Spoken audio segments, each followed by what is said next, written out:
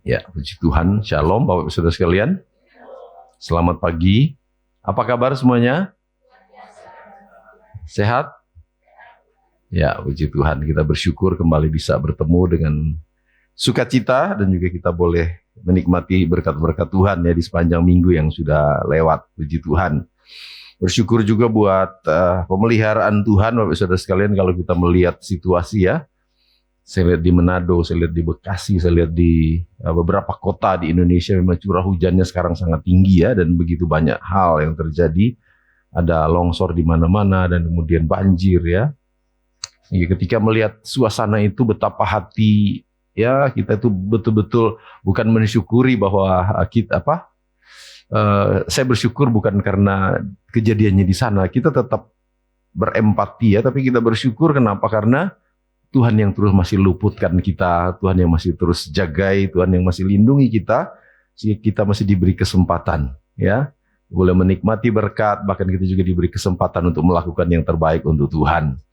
Haleluya, kita bersyukur juga buat pagi hari ini karena kita akan sama-sama mendengarkan firman Tuhan yang masih tetap di dalam pembahasan kita, Bapak Saudara sekalian. Beberapa minggu yang lalu saya sudah menyampaikan ya bahwa Allah kita itu adalah Allah yang adil, betul? Siapa yang ingat? Ya, bahwa Allah kita itu adalah Allah yang adil, yang tetap melaksanakan yang namanya hukuman atau memberikan konsekuensi atau akibat dari sebuah kesalahan, ya. Nah, tetapi kemudian kita juga akan belajar hari ini bahwa selain Allah kita adalah Allah yang adil, Dia juga adalah Allah yang kasih. Amin. Mari kita baca ayatnya dulu. Mari kita buka di dalam 1 Yohanes pasal 4 ayat yang ke-8.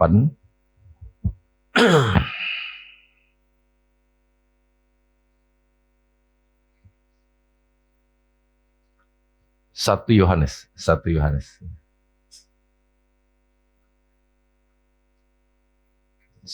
4 ayat yang ke-8 dan 16 ya, nanti kita akan baca. Oke. Yuk baca sama-sama 1, 2, 3. Barang siapa tidak mengasihi, ia tidak mengenal Allah, sebab Allah adalah kasih. Oke, ayat 16 langsung. Kita telah mengenal dan telah percaya akan kasih Allah kepada kita. Allah adalah kasih, dan barang siapa tetap berada di dalam kasih, ia tetap berada di dalam Allah dan Allah di dalam Dia. Haleluya. Puji Tuhan, saudara sekalian. Di ayat ini juga ya sedikit menjelaskan bahwa kemarin kita juga sudah bahas tentang Tritunggal, yang salah satunya adalah salah satu pribadi Allah adalah Allah Roh Kudus, ya. Roh Kudus. Nah, kalau kita berbicara tentang Tritunggal, saudara sekalian, banyak orang tidak mengerti dan tidak mau tahu bahwa tidak mau memahami, sehingga mereka menganggap itu salah, ya. Kalau kita lihat ayat ini berkata bahwa kita di dalam Allah dan Allah di dalam kita. Kalau kita melihat kebesaran dan keagungan Tuhan, bisakah Allah itu masuk di dalam kita? Dibilang dunia ini adalah tumpuan kakinya, tidak mungkin. Nah, ini sebetulnya berbicara tentang apa? Ini berbicara tentang Roh Kudus atau Roh Allah yang ada di dalam kita. Nah, kita tidak sedang bahas ini, cuma sedikit saja pencerahan ya, bahwa apa yang kita imani, apa yang kita yakini hari ini adalah sesuatu yang sangat beralasan ya. Jadi apa yang kita imani hari ini itu betul-betul sesuai dengan apa yang disampaikan oleh firman Tuhan, dan sangat-sangat beralasan. Meskipun kita banyak tuduhan, tidak logis ya, tidak logika. Masa satu kok tiga, tiga kok satu? Karena mereka nggak mau memahami dan sengaja menutup diri dengan pemahaman atau keyakinan mereka. Tapi kita meyakini bahwa kita punya Tuhan, kita punya Allah, yang seringkali kemudian ada istilah disebut Tritunggal. Nah, inilah Bapak Saudara sekalian ya. Oke, sedikit. Nah, hari ini kita akan bahas tentang Allah itu adalah kasih. 2 kali ya disebut di dalam ayat ini. Ya, berbicara tentang kasih. Hal ini tuh berbicara tentang sifat. Sifatnya Allah, ya, karakter. Nah, karakter juga yang harus dimiliki oleh manusia, ya. Karena di dalam kita ini ada nafas Allah, ya. Ada nafas Allah yang seharusnya itu akan membuat kita itu punya karakter, punya sifat, punya perilaku sama seperti dengan Allah yang kita sembah. Cuma sifat itu kemudian akhirnya rusak, sifat itu hilang sejak manusia jatuh di dalam dosa. Citra Allah, ya gambar Allah yang harusnya itu terjadi, yang harusnya itu bisa muncul di dalam kehidupan manusia karena manusia adalah ciptaan Allah yang istimewa, itu rusak gara-gara dosa. Sehingga Allah ingin memulihkan kembali citra Allah itu dalam kehidupan manusia. Sehingga Alkitab mengatakan bahwa kita ini dipanggil Tuhan untuk kita dipilih, dipanggil oleh Tuhan untuk apa? Untuk dipulihkan citra Allah itu kembali, dikembalikan. Makanya kita dikatakan bahwa semakin hari seharusnya kita semakin serupa dengan Kristus, serupa dengan gambarannya. Bukan modelnya manusia, Allah itu bentuknya seperti manusia, bukan. Tapi itu berbicara tentang sifat dan karakter Allah.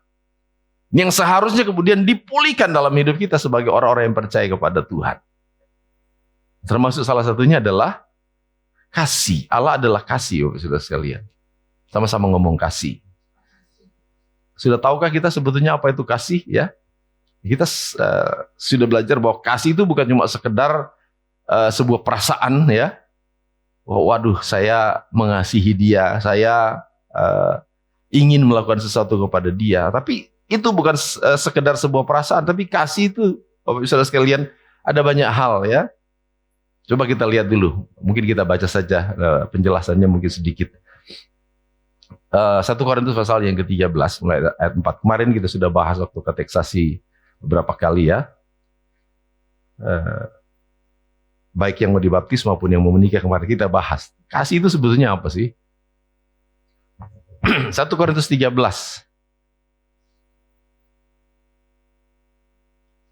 Oke, enggak apa-apa, kita mulai dari sini aja dulu. Bapak Saudara sekalian, kasih ini begitu sangat vital, begitu sangat penting di dalam hidup kekristenan karena firman Tuhan katakan Allah itu adalah kasih. Coba kita lihat, sehingga orang Kristen atau saya dan Bapak Ibu Saudara sekalian, sekali lagi saya mau katakan, mau atau tidak mau, suka atau tidak suka, mampu atau tidak mampu, kasih itu harus kita miliki. Ya. Sampai di sini yang sudah punya kasih katakan amin. Oke, baca ya. Betapa pentingnya kasih itu bagi kehidupan umat Kristen. Yuk baca. Sekalipun aku dapat berkata-kata dengan semua bahasa manusia dan bahasa malaikat, tetapi jika aku tidak mempunyai kasih, aku sama dengan gong yang berkumandang dan canang yang gemerincing. Saudara, di sini dikatakan masih kita itu hebat dalam soal bahasa Inggris, bahasa Prancis, bahasa Chinese, semua bahasa kita mengerti. Ya, bahasa malaikat, apalagi. Ini kan dibilang ya, ada kan bahasa malaikat berarti ya? Berarti ada, ya. Tetapi kalau kita tidak punya kasih, firman Tuhan bilang apa? Zong, ya. Lanjut. Sekalipun apa? Aku mempunyai karunia untuk bernubuat dan aku mengetahui segala rahasia dan memiliki seluruh pengetahuan, dan sekalipun aku memiliki iman yang sempurna untuk memindahkan gunung, tetapi jika aku tidak mempunyai kasih, apa? Aku sama sekali tidak berguna. Siapa di sini yang merasa berguna? Yang merasa berguna katakan amin. Ya, kenapa kita berguna? Karena kita punya karunia? Karena kita apa? Pinter? Karena kita hebat? Atau karena kita punya kasih? Ini suatu hal yang luar biasa ketika saya renungkan. Ya, betapa luar biasanya. Orang tuh sekarang kan yang dikejar apa? Karunia. Yang dikejar apa? Popularitas. Yang dikejar apa? Penghargaan, penghormatan, dan sebagainya. Tapi kadang-kadang, sebetulnya bukan kadang-kadang, sering mengabaikan yang namanya kasih. Oke, lanjut. Ini lebih dalam lagi. Oke, lihat saudara-saudara. Dan sekalipun aku apa? Membagi-bagikan segala sesuatu yang ada padaku, Bahkan menyerahkan tubuhku untuk dibakar, tetapi jika aku tidak mempunyai kasih, sedikit pun tidak ada faedahnya bagiku. Saudara bisa bayangkan nggak? Betapa penting, betapa besar, betapa agungnya ternyata kasih itu. Ya. Sehingga sampai Tuhan ngomong seperti itu. Saudara, bahkan apa yang ada pada kita, kata firman Tuhan, mungkin semua yang ada pada kita, kita sudah bagi-bagikan. Ya, dari ayat ini sebetulnya kita bisa menangkap bahwa ternyata kasih itu bukan cuma sekedar memberi ya. Kasih itu bukan cuma sekedar berkorban, walaupun itu ada di dalamnya, tetapi tidak sempurna, Bapak Saudara sekalian. Walaupun bahkan dikatakan kita menyerahkan tubuh untuk apa? Untuk dibakar, tapi jika kita tidak punya kasih, sama sekali tidak ada faedahnya. Terus kemudian apa sebetulnya kasih itu? Coba kita lihat Bapak Saudara sekalian. Kita akan sedikit cross check ya. Ayat 4. Baca sama-sama. Pertama, kasih itu sabar. Nah, firman Tuhan dari awal kita tadi bahas tentang Allah itu adalah kasih. Saya mau tanya Bapak Saudara sekalian, jawab dengan jujur. Apakah Allah itu sabar? Betulkah Allah itu sabar? Siapa yang mengalami kesabaran Tuhan? Katakan amin. Saya mengalami kesabaran Tuhan. Kenapa Bapak Saudara sekalian? Karena saya bolak-balik nyakiti hati Tuhan. Bolak-balik melukai hati Tuhan. Tapi Tuhan tetap bersabar. Waduh, banyak hal Bapak Saudara sekalian. Betul ya? Bahwa kita manusia itu sering buat Tuhan itu mungkin sakit hati, marah, ya. Mungkin Tuhan bilang, aduh anak-anakku ini kok bencekno ya. Sudah saya tolong, saya sudah berkati, saya sudah lindungi, saya sudah jagai dan sebagainya. Tapi kok saya kayak ngono, tapi Tuhan bilang Tuhan itu tetap bersabar. Amin, Bapak Saudara sekalian. Yang yakin Tuhan sabar katakan amin. Artinya juga begini Bapak Saudara sekalian, tidak boleh ada orang Kristen yang putus asa. Ketika kita mungkin sudah jatuh dalam dosa, ketika kita sudah mungkin melakukan hal yang tidak berkenan kepada Tuhan, jangan ada yang bilang, aduh saya sudah berdosa, aduh sudah tidak mungkin bagi Tuhan, segala sesuatu masih mungkin. Saat kita mau sadar, saat kita mau bertobat, Tuhan itu sanggup, karena Tuhan kita adalah Tuhan yang sabar. Amin Bapak Saudara sekalian.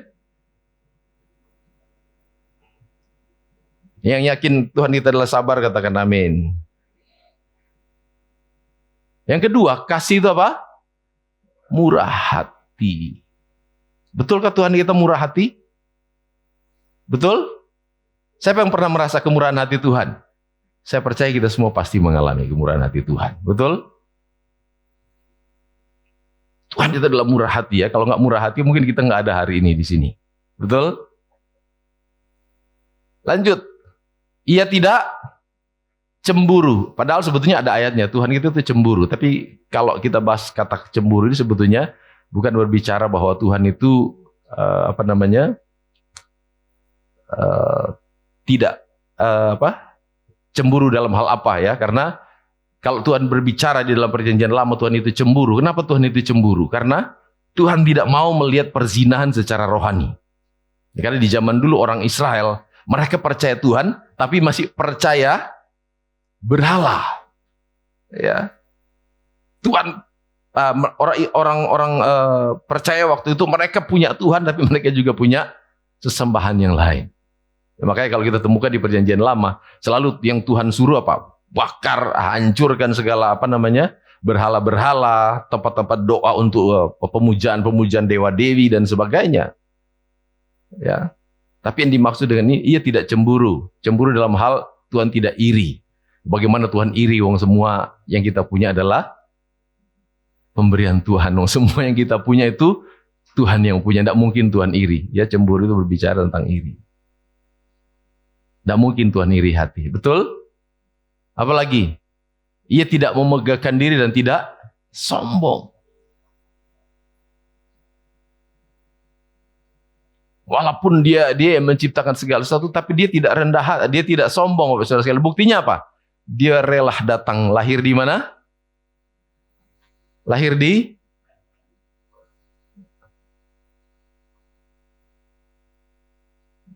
Dikatakan dia waktu lahir kaya?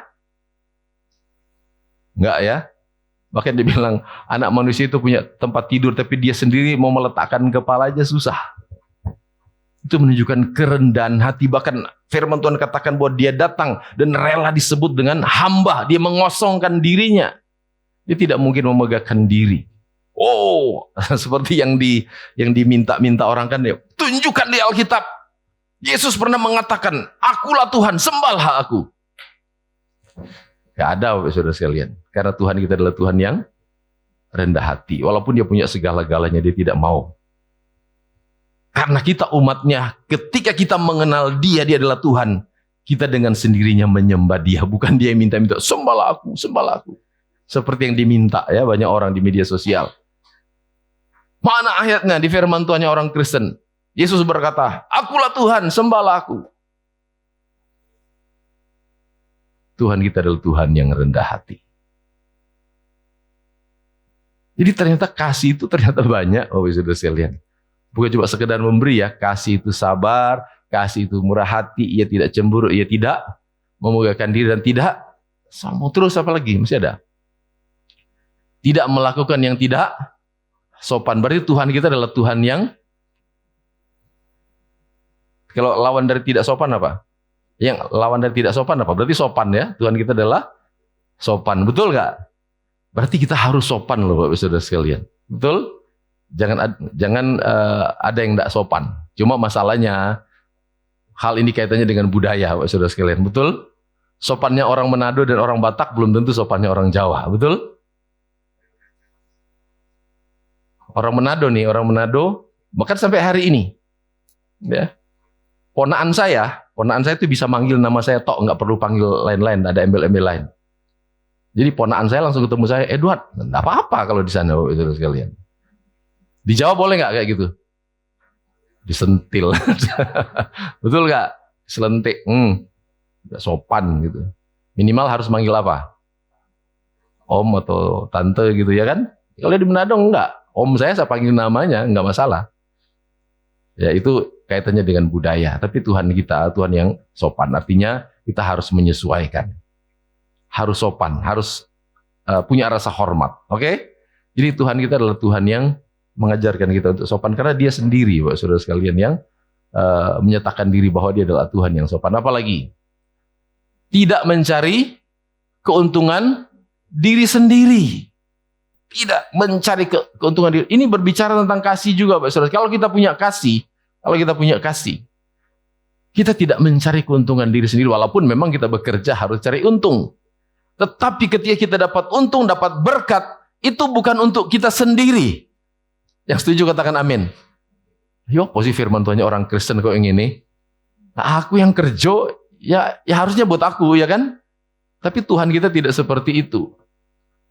Nah, karakter itu juga harus dimiliki oleh setiap orang yang percaya bahwa ketika kita mendapatkan sesuatu, kita tidak menikmatinya sendiri. Bahkan ada satu ayat di dalam firman Tuhan, di dalam Kisah Para Rasul ya, menceritakan tentang Ananias dan Safira. Ingat? Apa yang terjadi dalam kehidupan Ananias dan Safira?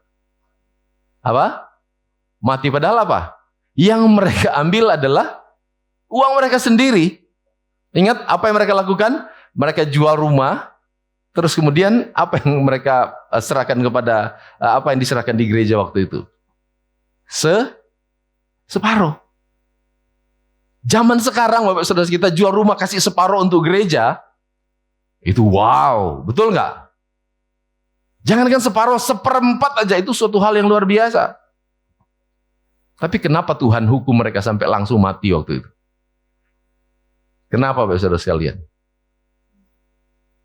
Kalau kita lihat gereja mula-mula, zaman itu, gereja mula-mula itu ketika mereka menjual rumah, memang ada kesepakatan waktu itu. Bahwa apa yang dijual akan dibagi-bagikan untuk dinikmati secara bersama. Bukan dinikmati sendiri. Nah itu yang dilanggar. Jadi kesepakatan itulah yang kemudian membuat akhirnya mereka dihukum. Kenapa? Karena mereka menunjukkan diri bahwa mereka mencintai mamon lebih dari apapun. Sehingga itu mereka lakukan. Tuhan kita adalah Tuhan yang tidak mencari keuntungan diri sendiri. Amin, Bapak Saudara sekalian. Kita juga tidak boleh mencari keuntungan diri sendiri. Artinya semakin kita diberkati, semakin memberkati. Amin. Siapa yang mau diberkati katakan amin. Semakin saudara diberkati, saudara mau berbagi kepada siapa? Kepada siapa? Yang paling gampang dibagi apa, Bapak Saudara sekalian? Yang paling gampang sekali dibagi apa? Masalah ya. Kalau kita ada masalah, waduh saya ngalami gini-gini, yang dibagi masalahnya. Kalau diberkati, sering lah, bukan sering, betul sering saya ketika ada orang itu susah, ya, apalagi kita hamba Tuhan nggak sering diceritain, dibagi masalah. Nih, Pak Gembala, ini loh masalahku. Pak Pendeta, ini loh masalahku, bla bla bla bla. Giliran diberkati, nggak bagi-bagi. Tapi di sini nggak ada. Atau ada?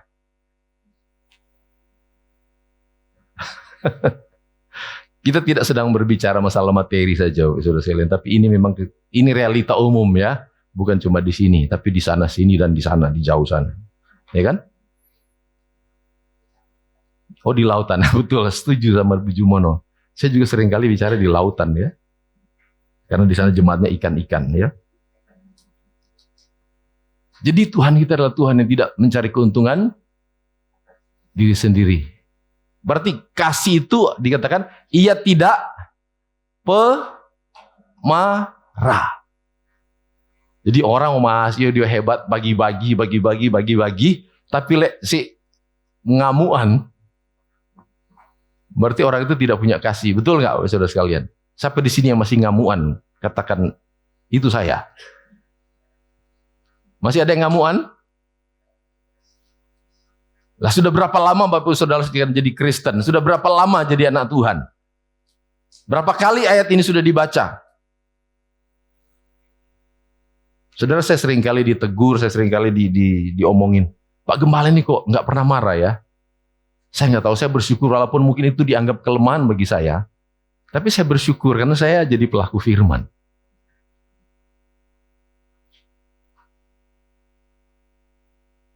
Kadang-kadang saya sudah bilang, kapan hari sudah sepakat. Nanti kapan-kapan saya mau marah ya. Tapi sampai hari ini susah, saudara sekalian. Saya bersyukur. Karena ternyata itu adalah sifat yang harusnya kita miliki. Tidak boleh jadi pemarah. Mungkin marah sebentar boleh, tapi sifat pemarah itu nggak boleh. Nah Allah kita, karena dia adalah kasih, firman Tuhan bilang Allah kita tidak pemarah, Bapak Saudara sekalian. Nggak salah langsung deker, kecuali memang di dalam perjanjian lama dulu. Itu masih hukum gigi ganti gigi. Sekarang zaman kasih karunia, kita bersyukur kita punya Tuhan yang panjang sabar. Ya. Yang selanjutnya apa? Ia tidak menyimpan kesalahan orang lain. Nah, ini kira-kira gampang apa susah, Bapak Saudara sekalian? Yang tidak menyimpan kesalahan orang lain, gampang apa susah? Gampang apa susah? Apa susah-susah gampang? Ada teman kita hamba Tuhan, dia bilang, ya walaupun mungkin nggak semua ya, tapi ini mayoritas. Makanya saya mau bilang hati-hati kepada ibu-ibu. Karena ibu-ibu tuh punya daya ingat yang kuat. Ini kelebihan ibu-ibu. Mereka tuh punya daya ingat yang luar biasa. Kejadian 15 tahun yang lalu masih dia ingat detail. Kamu pakai baju warna kuning, jam sekian kamu lakukan ini. Itu ibu-ibu katanya. Makanya saya pernah ketemu dengan ibu gembala. Yang sempat ngomong, kalau nggak salah itu kejadian waktu itu ya sekitar mungkin 6 atau 7 tahun yang lalu kita di Nganjuk. Mungkin Bu Jumono juga ingat. Ada satu ibu gembala ngomong begini, saya nggak pernah mau datang di gerejanya itu karena saya ingat kejadian tahun 83. 10 tahun lalu berarti sekarang tahun berapa ini? 2005, berarti 10 tahun lalu kan tahun 2015. 2015 dia bilang, saya ingat kejadian tahun 83. Dia nyakiti aku tahun 83. Waduh, sudah berapa tahun itu? Tahun 2015 ke tahun 83. Puluhan tahun masih diingat-ingat. Yang diingat apa itu? Kesalahan. Saudara, kita bersyukur, makanya ada lagu ya yang sering kali kita nyanyikan. Sejauh timur dari barat, apa? Engkau membuang dosaku. Jauh ke dalam tubir laut, apa? kau melemparkan. Nah, kalau kesalahan, kalau dosa kita sama Tuhan itu selalu dibuang. Kenapa? Karena dia adalah kasih, Bapak Saudara sekalian. Tetapi manusia, termasuk kita, termasuk saya mungkin, Bapak Saudara sekalian, yang namanya kesalahan itu sering kita simpan. Padahal itu apa? Sampah. Sama-sama ngomong, kesalahan orang lain itu sampah di hati kita. Makanya jangan ada yang simpan sampah. Yuk lihat kiri kanan, jangan simpan sampah lo ya.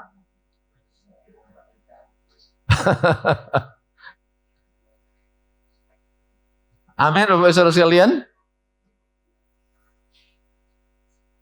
Di dalam rumah tangga juga gitu, ya kan? Kesalahan istri tidak boleh disimpan sama suami, betul, bapak-bapak? Kesalahan suami juga nggak boleh disimpan sama istri. Kalau kita punya kasih, harusnya itu kita bisa lakukan.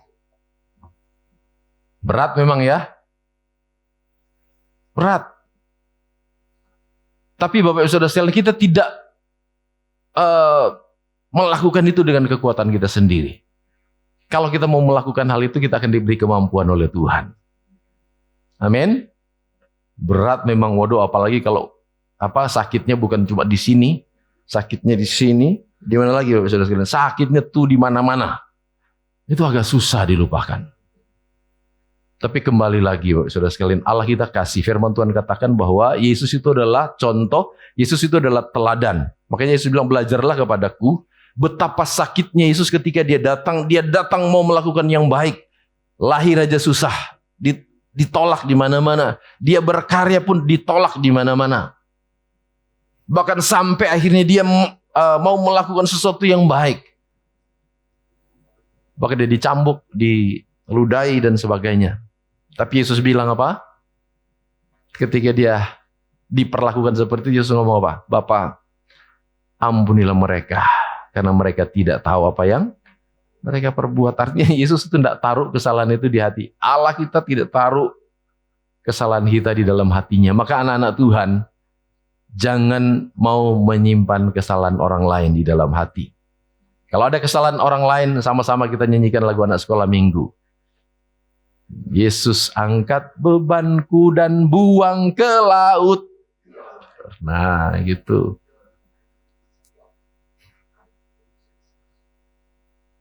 Yesus angkat bebanku dan buang ke laut. Nah, gitu aja belajar.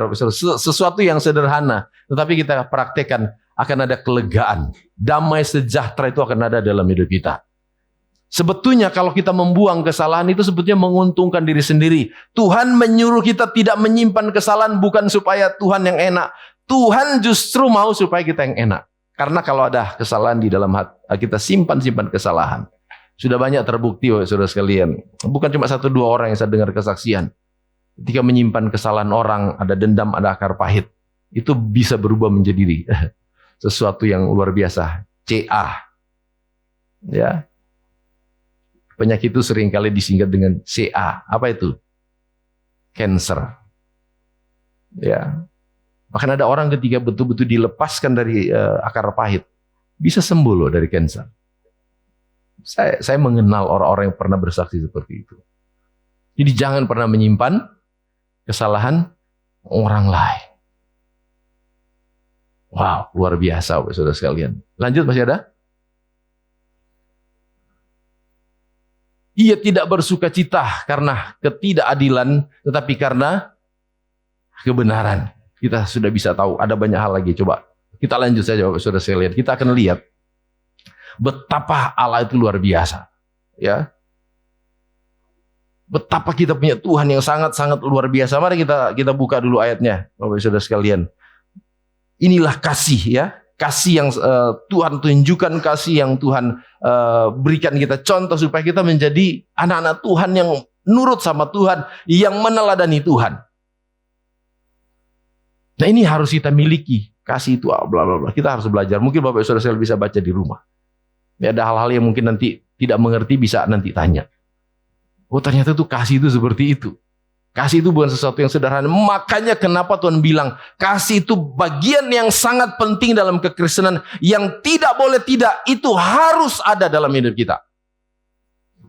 Kenapa? Karena firman Tuhan bilang, meskipun kamu bisa bahasa malaikat, meskipun kamu bisa banyak sekali karunia, meskipun banyak pengorbananmu, tapi ketika engkau tidak punya kasih, tidak bisa berbuat apa-apa. Masalahnya Bapak Saudara sekalian, bagaimana kita bisa mampu melakukan kasih? Bagaimana kita bisa mampu melakukan kasih? Satu hal yang harus terjadi adalah, kita harus menghadirkan kasih, sumber kasih itu dalam hidup kita. Ya, kita harus betul-betul menghadirkan sumber kasih itu dalam hidup kita. Siapa dia? Allah sendiri, Tuhan sendiri harus ada. Bukan cuma sekedar ada, tetapi dia harus berkuasa dalam hidup kita. Sama-sama katakan, dia harus berkuasa dalam hidup kita. Makanya firman Tuhan seringkali mengajarkan kita bahwa kita sebagai anak-anak Tuhan yang sudah percaya kepada dia, hidup kita ini harus dipimpin oleh Roh. Karena kalau tidak dipimpin oleh Roh, masih dipimpin oleh kedagingan, dipimpin oleh yang namanya hawa nafsu, susah kita mempraktikkan kasih. Ya, menjangankan orang lain. Kadang-kadang kita susah mengampuni suami, susah mengampuni istri, susah mengampuni anak, susah mengampuni orang tua. Berapa tahun kita harus belajar firman Tuhan ini? Berapa lama kita harus jadi Kristen baru bisa mempraktikkan firman Tuhan ini?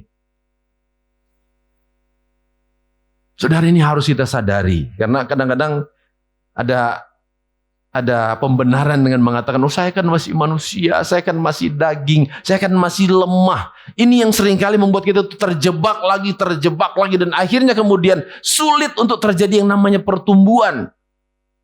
Kita harus bertumbuh, Bapak Saudara sekalian. Hari ini mungkin kita belum bisa, besok belum bisa, lusa kita usahakan bisa. Kenapa kita bisa? Karena kita disertai oleh Tuhan. Kita tidak bisa kalau dengan kekuatan kita sendiri. Ya.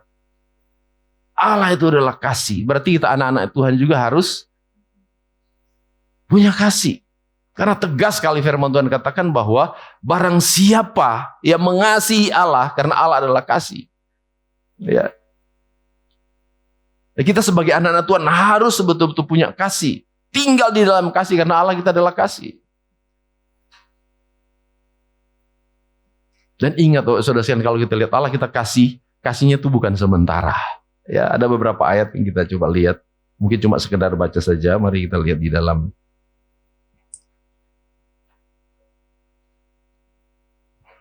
Ratapan pasal 3 ayat 23. Ratapan pasal 3 ayat 23. Oke. Mulai ayat 22 mungkin ya. Ya. Baca sama-sama saudara sekalian. 1, 2, 3.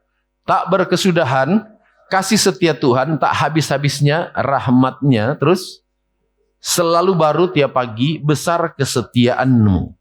Saudara, sedikit saya jelaskan tentang ayat ini. Ini adalah pengakuan atau kesaksian dari seorang nabi. Nabi ini adalah nabi yang diberi julukan nabi yang menangis. Siapa tahu nabi ini? Nah, Yeremia. Nabi ini disebut nabi yang menangis karena sebagian besar hidupnya itu adalah penderitaan. Ya. Bahkan kalau Bapak Ibu Saudara sekalian, itu bukan cuma guyonan zaman sekarang. Ternyata Nabi Yeremia itu pernah ngomong seperti itu. Bahkan sampai Nabi Yeremia ngomong begini, saya sudah lupa apa itu bahagia. Saking menderita terus hidupnya, lupa bahagia itu seperti apa. Kenapa dia lupa bahagia? Karena firman Tuhan katakan Tuhan sudah menutup jalan, bahkan Tuhan sudah melakukan banyak hal yang membuat dia menderita. Dia mengatakan seperti itu. Bisa dibaca nanti di Ratapan pasal 3 itu. Ya, dari ayat 1 dan seterusnya. Orang yang hidupnya menderita sekian lama, bahkan mungkin seumur hidupnya dia menderita, tapi dia masih bisa ngomong bahwa kasih setia Tuhan itu selama-lamanya. Bayangkan Bapak Saudara sekalian. Bayangkan. Dia itu bisa ngomong seperti itu. Kasih setia Tuhan selama-lamanya. Karena memang kasih Tuhan itu tidak ada akhirnya. Ya. Kasih Tuhan selama-lamanya. Terus kita lihat di dalam Yeremia. Itu sama, orang yang sama ya. Yeremia pasal 31 ayat 3.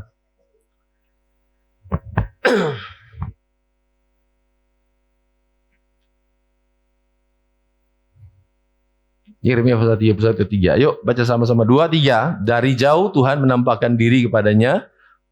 Aku mengasihi engkau dengan kasih yang kekal, sebab itu aku melanjutkan kasih setiaku kepadamu. Ini orang yang sama ya. Firman Tuhan nyatakan kepada Yeremia, aku mengasihi engkau dengan kasih yang apa? Kekal. Jadi kasih Tuhan itu terus, tidak akan pernah berakhir. Nah kalau kita sudah menerima kasih, firman Tuhan bilang kasih itu juga harus ada dalam hidup kita. Kasihnya Tuhan itu panjang selama-lamanya. Ya. Kasih Tuhan selama-lamanya, tidak berhenti. Jadi sekali lagi Bapak Ibu sekalian, anak-anak Tuhan tidak boleh ada yang putus asa. Seberapapun hidup, bagaimanapun keadaan hidup kita, kondisi hidup kita hari ini, Tuhan tetap mengasihi kita. Jadi nggak ada lagi yang ngomong, Tuhan sudah nggak sayang sama aku. Tuhan wes nggak kuat, wes jemputan aku, Tuhan nggak kuat aku Tuhan. Tuhan kapan aku mulai? Wes nggak kuat Tuhan. Pojokku wes nggak sayang sampai aku, anak-anakku wes nggak sayang sampai aku Tuhan. Ada nggak yang kayak gitu? Nggak ada ya, nggak ada yang ngaku. Tuhan, sudah nggak kuat Tuhan. Oh jangan kan Bapak Ibu Saudara sekalian, saya juga kadang-kadang gitu kok. Oh saya masih manusia. Ya kadang-kadang ketika mengalami sesuatu yang berat, saya kadang-kadang juga berpikir, enak kali ya kalau sudah dipanggil ya ke sana. Sudah nggak mikir lagi nanti tagihan-tagihan. Tuhan masih tetap sayang sama kita, apapun kondisi hidup kita. Mungkin hari ini kita jatuh, hari ini kita lemah, hari ini kita lalai. Tapi Tuhan terus membuka tangannya. Dia selalu, marilah kepadaku yang letih lesu berbeban berat. Artinya kita ini orang-orang yang letih lesu bahkan berbeban berat mungkin karena kita tertuduh, mungkin kita merasa kita bersalah. Tapi tangan Tuhan selalu terbuka menantikan kita. Karena kasihnya itu selama-lamanya. Amin, Bapak Saudara sekalian. Kasih Tuhan itu selama-lamanya. Oke. Oh, cepat sekali waktunya ya. Lanjut ya. Amin, Bapak Saudara sekalian. Jadi Allah kita itu adalah kasih, ya. Tadi sedikit poin pertama kita lihat kasihnya itu selama-lamanya. Tadi kita sudah belajar juga bahwa kasih itu apa ya? Mungkin definisi sederhana tentang kasih kan Alkitab juga ada. Kasih itu sabar bla bla bla. Nah, terus kemudian bagaimana Tuhan menyatakan kasih itu selama-lamanya. Ya. Kasih Tuhan selama-lamanya. Selain itu juga tuh kasih Tuhan adalah kasih yang sangat besar. Sama-sama, kasih Tuhan sangat besar. Kalau orang Jawa bilang besar itu sangat besar kayak gimana? Saya suka kalau orang Jawa itu kesaksian kasih Tuhan besar. Karena kalau ngomong besarnya gimana? Besar. Ya, betul? Besar. Ada ayatnya nggak? Ada ya? Nggak usah dilihat, pasti sudah hafal lah. Di luar kepala kan? Yohanes 3:16 bilang apa? Karena begitu besar kasih Allah kan dunia ini sehingga ia mengaruniakan anaknya yang tunggal supaya setiap orang yang percaya kepadanya tidak binasa melainkan beroleh hidup yang kekal. Jadi kasih Tuhan itu selama-lamanya. Kasih Tuhan itu besar. Apa artinya besar? Susah diukur ya. Besar kan itu bisa berarti apa? Panjang, betul? Betul ya? Panjang. Terus. Saya pernah menyaksikan Bapak Ibu Saudara sekalian kalau ngambil tisu. Walaupun kelihatannya banyak ya, tisu itu kan tipis. Satu tisu, waduh isinya berapa? Butuh ambil. Lama-lama apa? Habis, ya kan? Kasih Tuhan tidak seperti itu. Kita butuh ambil. Sampai selama-lamanya. Tidak pernah habis. Itu kasih Tuhan. Amin. Makanya besar itu dalam arti panjang sekali, beda dengan kasih manusia. Betul? Hari ini tak ampuni lo yo. Pengloro lagi. Biasanya berapa kali pengampunan manusia? Berapa? 3 kali, betul ya? Saudara tidak usah khawatir. Ya saya juga kadang-kadang begitu kok. Tapi kita kan sama-sama mau belajar. Amin. S3 loh ya. Papa sudah 3 kali loh ya. Lihat kamu kayak gitu ya. Waduh. Kasih Tuhan itu panjang. Tidak terbatas. Makanya dikatakan besar. Amin. Saking panjangnya ya. Tuhan terus sabar menantikan kita. Kesabaran Tuhan supaya kita bertobat. Itu firman Tuhan katakan. Amin. Panjang, apalagi luas. Betul? Besar itu bisa bicara luas. Kenapa luas? Luas itu artinya apa? Kasih Tuhan itu terhadap semua. Makanya firman Tuhan bilang apa? Karena begitu besar kasih Allah akan dunia. Jadi kasih Tuhan itu buat dunia, bukan cuma buat orang Kristen.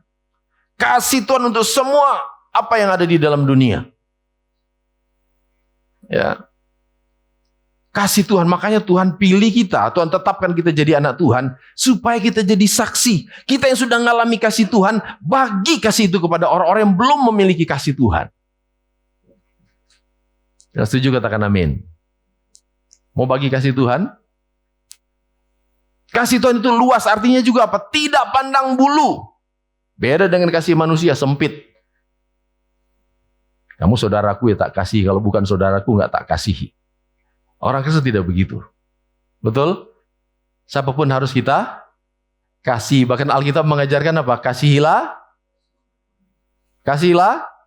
Siapa di sini yang punya musuh?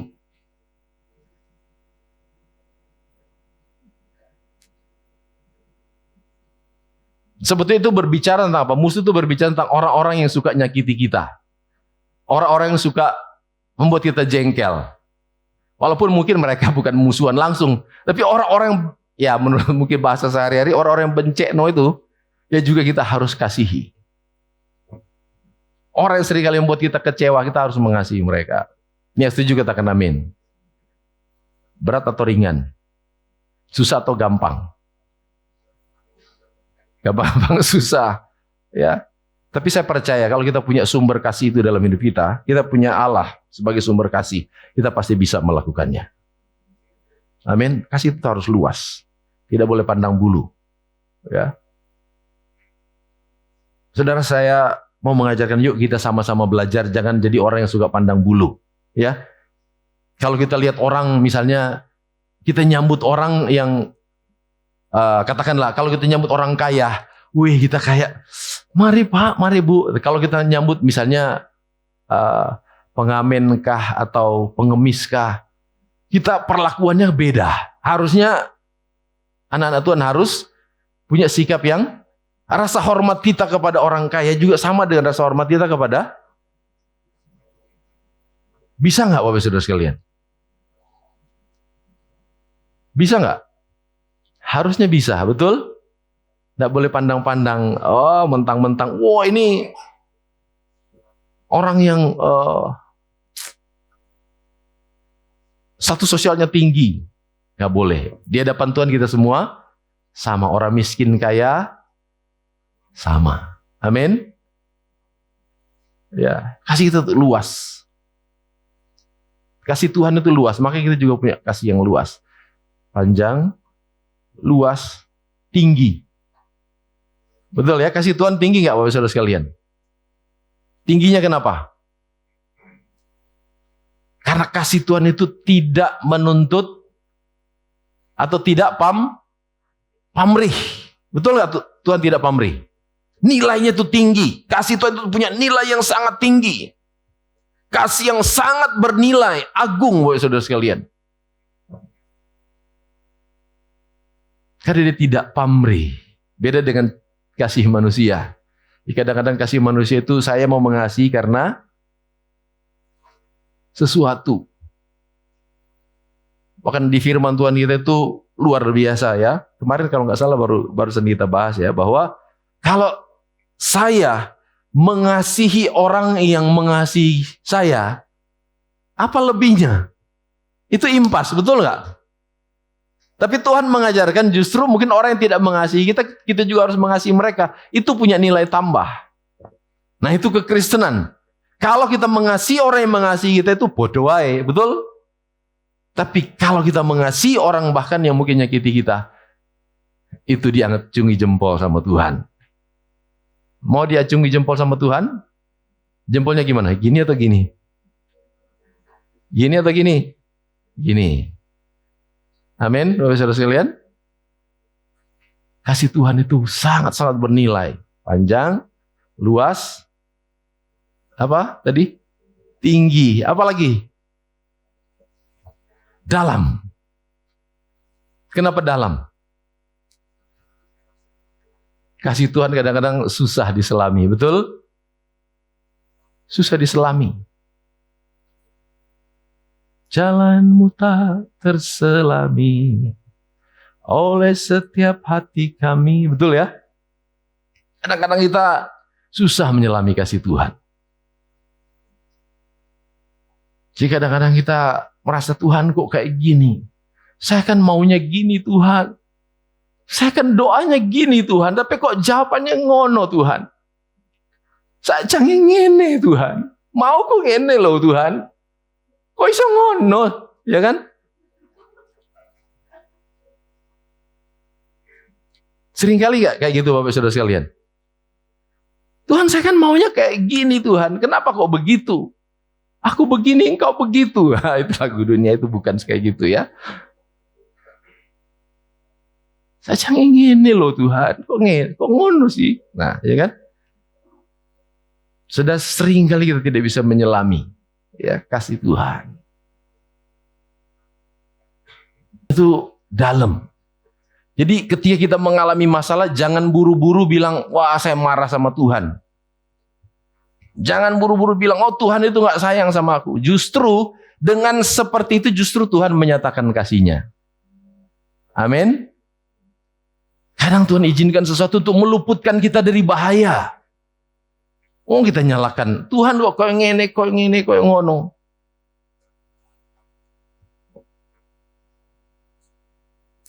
Saya percaya di tempat ini tidak ada yang seperti itu. Amin. Tidak ada yang menyalahkan Tuhan kan? Kalau kita dalam kondisi, mungkin kita lagi susah, lagi kita dalam persoalan. Terimalah dengan syukur seperti tadi Nabi Yeremia. Tuhan, walaupun hidupku itu sudah lupa bahagia, ya. Tapi yang ku perhatikan adalah tak habis-habis rahmat Tuhan. Kasih setia Tuhan selama-lamanya. Karena memang kasih Tuhan itu selama-lamanya. Amin, Bapak Saudara sekalian. Percaya bahwa kasih Tuhan selama-lamanya? Tuhan siapa itu? Tuhan saya, Tuhan kita semua. Allah adalah kasih, anak-anaknya Tuhan, anak-anak Tuhan juga adalah kasih. Amin, Bapak Saudara sekalian. Kasih Tuhan besar. Kasih kita juga harus belajar supaya kasih kita itu besar. Besar artinya apa? Kita terus mengasihi. Ya. Yang paling terakhir, Bapak Saudara sekalian, yang paling terakhir. Firman Tuhan katakan di dalam Ibrani pasal 1 ayat 26 dikatakan bahwa barang siapa ku kasihi, ku apa? Ku tegur dan ku hajar. Siapa yang mau dikasihi Tuhan? Katakan amin.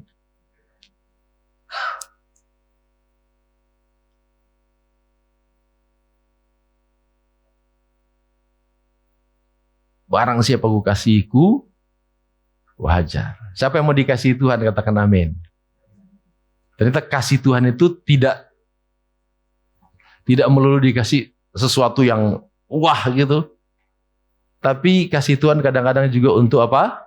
Menegur dan menghajar. Ibrani 1 ayat 26. Ya. Hah? Oh salah ya? Ibrani 12 kali ya? Saya tadi salah nulis. Ibrani 12 ya. Hah? Atau coba dicari. Saya salah catat tadi, sorry. Barang siapa ku kasihi, ku tegur dan ku hajar.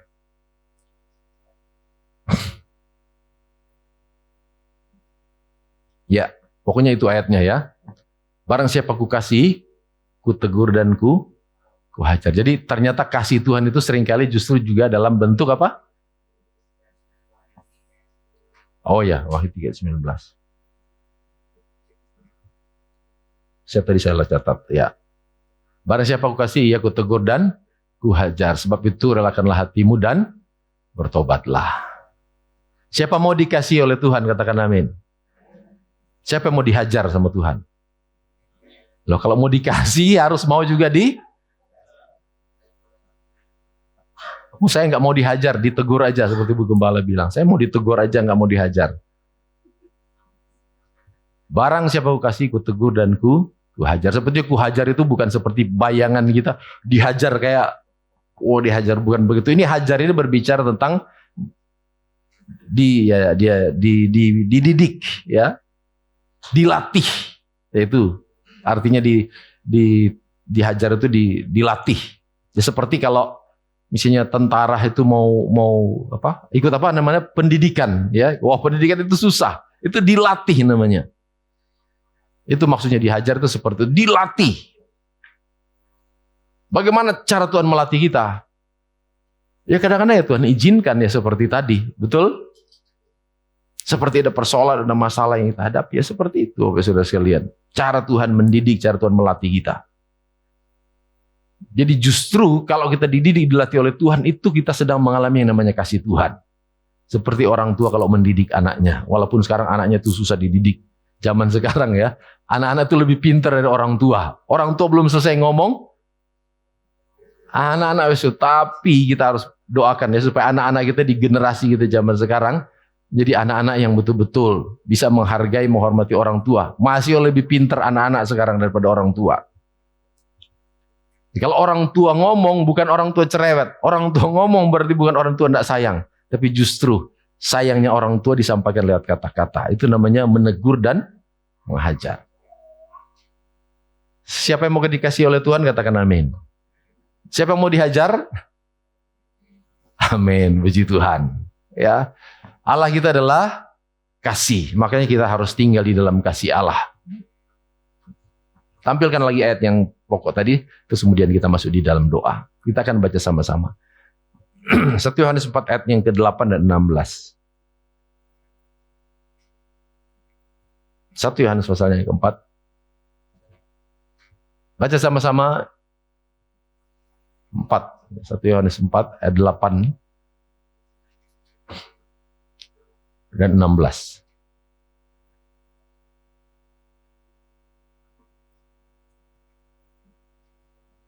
Sudah?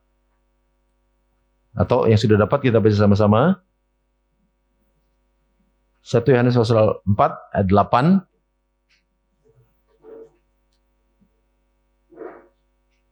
Ya. 2, 3. Barang siapa tidak mengasihi, ia tidak mengenal Allah. Sebab Allah adalah kasih. Kita simpulkan bahwa kalau kita ngomong mengenal Allah, berarti kita harus mengasihi. Sudah mengenal Allah? Amin. Berarti harus mengasihi. Ayat yang ke-16.